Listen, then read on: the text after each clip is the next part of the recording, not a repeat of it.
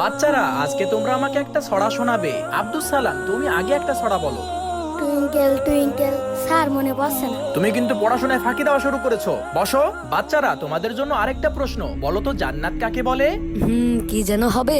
দূর, মনেই পড়ছে না। স্যার আমি বলতে পারবো, বলবো? চুপ করো। যে একটা ছড়া বলতে পারে না জান্নাত কাকে বলে সেটা বলবে। এই শোনো, তোমাদের আজকের মতো ছুটি, বাড়িতে যাও। আর শোনো, কালকে বাড়ি থেকে আসার সময় জান্নাতের মাটি নিয়ে আসবে, ঠিক আছে? জি স্যার। তোমরা কি জান্নাতের মাটি নিয়ে এসেছো? স্যার জান্নাত তো থাকে আকাশে, তাহলে মাটি নিয়ে আসবো কিভাবে?